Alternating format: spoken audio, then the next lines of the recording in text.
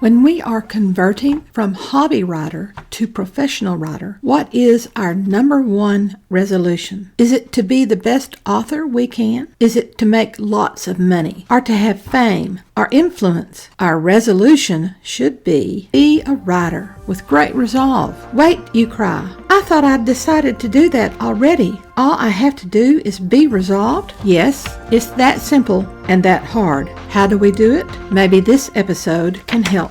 Welcome to The Right Focus, a podcast for writers at all levels, headed up by M.A. Lee with Remy Black and Edie Runes, all from Writers Inc. books. Our focus is productivity, process, craft, and tools. Show notes for this and other episodes can be found on therightfocus.blogspot.com. Write to us at winkbooks@aol.com. Our podcast episodes last as it takes to fix a quick dinner, drive a short commute, or take a brisk walk. M.A. Lee is currently offering her novella The Lion's Den as a freebie when you sign up for her newsletter. Write to winkbooks@aol.com and ask to join to get the link and the free novella and then the current newsletter. As for today, our resolution to resolve to be a writer is easy and hard. Start out by determining what you want this week, this month, this season, this year. Yes, I know, here we are at the end of the third month of the year, and I'm talking about resolutions. The first of the year is traditionally the time to reflect over the past year and consider the upcoming year. Everyone creates a list of resolutions for the coming year. For my writing resolutions, I never wait for January 1st or even December 31st. The holidays have so many distractions that I want my coming year planned long before the new year. Typically, I do the thinking part of my reflection throughout the month of November after Thanksgiving on the first Sunday of the Advent season. When I am appropriately grateful for all I've received, I create a written plan for the next year using a calendar, generating a series of deadlines for my writing from beginning up to the end of the year. This is the reason that a writer's resolutions are ongoing, constant, a daily resolve, and we have to be resolved to succeed. The deadlines that are more than 7 months in advance are more nebulous than tangible reality, but I find it helps to have a basic idea of where I want to go with my writing. It does help to have a wish list. This year-in-advance plan set rolling encounters disruptions before the end of the second season, really before the end of the first season. I keep firming it up, switching things around, changing things, the wishes that will become reality, the wishes that need to percolate longer, the wishes that have a little more consideration in front of them, and the wishes that might manage to crowd in. By the start of September, 11 months after my initial plan, I know how much more I will be able to accomplish in the remaining 4 months of the year. Replanning starts with the next Advent season. Actually, the first day of spring is a great choice for reflection and planning. Spring is rebirth and renewal, the beginning sprigs of new growth shooting up from the newly warmed ground. Spring is an excellent time to rethink your writing life and plant your plans for the coming year. Other writers wait for the blazing heat of summer to shine the light on their writing. Conditioned by many years of traditional public schools, they view May as an ending. June becomes an opportunity to relaunch, to burn out the interferences with the writing. Whichever time of the year that you select, Advent or New Year's Day or spring or summer or even any other time of the year, you don't have to wait. All you have to do is be resolved. Set a plan for your projects and how you will juggle them with your personal and professional lives. It's 3 balls that are going now. Consider how long projects will take. Track the days, track the effort, plan for your expenses several months in advance, and you will have the money needed when the time comes for publishing. Keep one project at the fore. Focusing on it creates a steady pattern of work. Keep another project advanced on the burner, turning to it when you do hit those draining lags. It may be at the research or character development or scene blocking stage. It may be in its winter, waiting for final proof. Keep a third project at the simmer stage, making notes occasionally as the mood strikes. If you can juggle 4 projects, one in focus, another at the research stage, a third waiting for proof, and a fourth merely simmering, go for it. I can juggle for a little while. At some point, one or more of the balls gets dropped. Sometimes I drop all 4 balls. When I become close to finishing the focus project, I do become laser focused on one ball. With other projects already in motion, we can easily pick them up and keep working, accomplishing more and more of our goals for the year as soon as we finish our laser focus.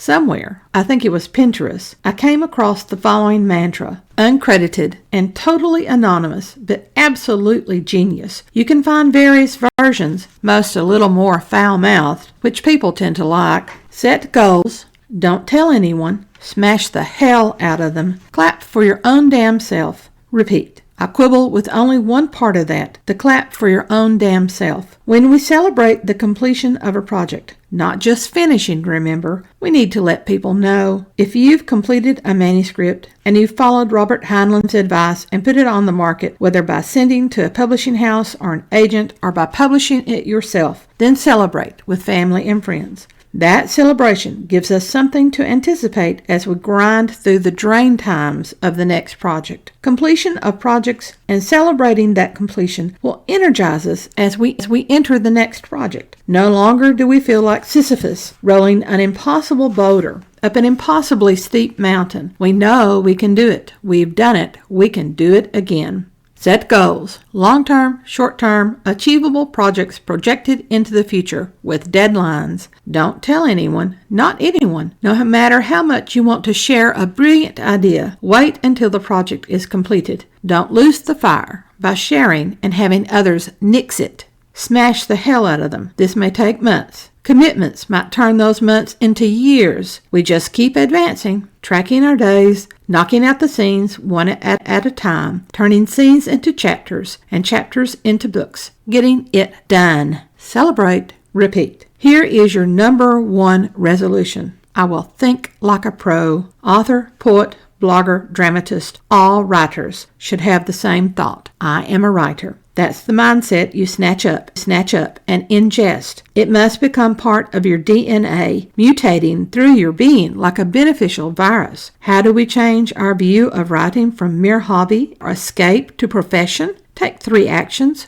1. Be devoted. 2. Be professional. 3. Be intrigued. Be devoted. Number 1 is a lot like thou shalt have no other gods before me. This doesn't mean that other gods, money, celebrity, bling, shopping, gossip, salacious viewing, etc., aren't out there. It means that nothing else comes before God. We need to view writing with that same eagle-eyed focus. Be devoted to writing. Don't worship it. Yet don't let petty distractions and time wasters get between you and your pursuit of writing professionally. How can we be devoted? By keeping our workspace professional. Turn off the distractions, the boob tube, solitaire or mahjong, social media in whatever iteration currently the smell. Do you really need to watch every minute of the news or that reality show or house flipping or endlessly running TV series and movie marathons? Have you noticed most of those shows repeat? Do you really need to post that cupcake to Pinterest? Do you need to see every image of cupcake? Why are you it who's tweeting you can wait? Help him learn patience. Nor do you need to respond instantly to emails and phones. But my phone, you protest. Or my emails. Turn them off. You can answer anything that came in while you were writing after you finish the writing for the day. Phone calls can go to voicemail. Emails sit in the mailbox very easily. Social media has its place for marketing your work. Make an appointment with yourself once or twice a month or once a week to spend the necessary promotional time on Facebook or Twitter or Pinterest and others. By the way, food is also a distraction. Clean out the candy, popcorn, chips, the incessant mugs of coffee. Oh, that one's my bane. And the sweet drinks. None of that is helping your brain. They start up sweet cravings. And remember, starches turn into sweets. Giving into those cravings merely sets off a ticking bomb for a system depressor that will implode in about an hour. We need to write, not stare at the screen or blank paper because our brains are befogged by sweets. If eating is essential, carrots and sliced cucumbers and apples will give the body what it needs and can use. Basically, anything that interferes with the work of writing goes away from your writing space. Parents will have to squeeze writing time into their day. Get up earlier or stay up later. Write sitting on the bleachers. Sneak ideas into a journal in 10-minute or 20-minute increments. Waiting in the vehicle is a wonderful opportunity to write. By the way, make your significant other pull equal weight with household chores. The house doesn't have to be spotless. Ironing is not a necessity. Clean clothes are. Rinse the dishes as you use them. Wash them every other day or slide them into the dishwasher. Number 2 is be professional. To think like a professional, observe professionals and model yourself on them. In behavior is the first way you observe them. Look at how they act at organizations they attend. Distinguish among the people who attend these meetings: pro, gonna be, wanna be, and newbie. A gonna be is on the path toward publication. A wanna be is someone who claims to write, but never actually does. If writing occurs, she or he never actually finishes. A newbie has just started. Remember, completing a project is big. Some wannabes and newbies never reach the completion stage. Only occasionally will the pros come out of the woodwork, primarily for seminars and special events. They will teach at seminars. Listen to them. Those of us who have been writing for years can spot the problematic conference attenders. These are the hobbyists and escapists who ask obvious questions. We cringe for them. They don't cringe. They don't even know they should be cringing. Sorry. That was a rant. Pay the dues to belong. Writing organizations are helpful for introducing you to ideas you will not find on your own. Fellow members can give guidance and serve as mentors. They will also give you a sense that you are not collapsing, that your dream is transitioning to reality, and that you are not alone in your struggles. Being a pro also means giving back. Contribute where you can. Give advice only when it's asked for. Be helpful, not overbearing. The people you counsel and critique may become your audience. The local writers group may have 2 or 3 active professionals pursuing writing and getting paid for it, even if only in small increments, so join it. If it has no professionals, then drive the necessary distance to get to an organization with active professionals. Don't depend on the advice of other newbies or unpublished writers. Professionals keep business and personal accounts separate. Hobbyists and escapists funnel everything through their personal accounts. Separate your financial accounts. If the writing money can't support a separate account, at least keep a ledger to track financials separately. Separate your email accounts. Apps abound that amass all email accounts into one place. When you reply, the reply leaves the app as if it's coming from the email it was directed to. The reason many professionals only occasionally emerge at an organization's meeting is that they are writing. We need to be writing too. So ask, do I need to attend this meeting? Now, this is a balancing act. Supporting an organization takes time away from writing, but you need to support the organization. However, your focus should be on your writing. This focus should include the people who see the first public version. Hobbyists and escapists have friends as first readers, also known as beta readers. These friends gush about how great the writing is. Nope, these are not the first readers that you need. Before I talk about the readers you do need, one word. Be nice to all of your beta readers. Please don't give them the beta version of your manuscript. Beta developed as a term for software that still had a lot of known bugs. Give your beta readers a polished manuscript, not one with bugs you know about. While professionals want to hear the manuscript is great, they would rather the beta readers were mean about the manuscript. Critique partners should look for plot holes, character dynamics, character synergy, continuity, info dump, lack of suspense, and pacing. Critique partners and beta readers should mark all the errors they see. When they hand the manuscript back, be grateful and acknowledge their assistance in your published manuscript. If it's the critique you need, you may want to cry or scream or burn it or all 3 at once. Avoid the last and learn from the mistakes they found as you correct them. The third part of our resolution to resolve to be a writer is to be intrigued. That's our action in our resolve to be a writer. One of the hardest parts of any professional career is maintaining a high interest level. The resolution to be a writer is hardest at this point. Writing is the most difficult of jobs, primarily for its very isolation. Humans come with two wires, amiability and curiosity, and writing, that isolates us from both of those. Family, friends, colleagues and organizations, both social and professional, can charge up our amiability wire. Keeping our curiosity charged is not so easy. New projects entice us, yet before long, our piqued interest fades. How can we maintain our curiosity when we know our characters and the plot and the setting and the outcome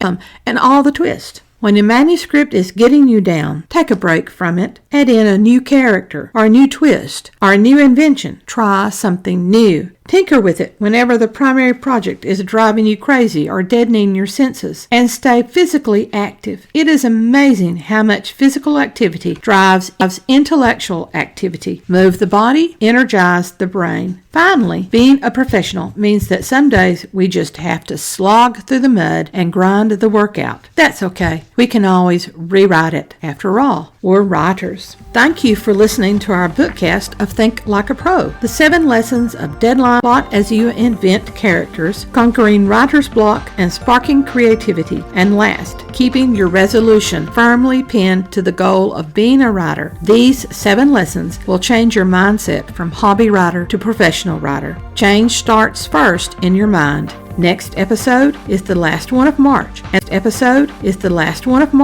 the first episode for Write a Book in a Month. Our next podcast focus will be podcasting every day of April. I'm a little panicked about that. Join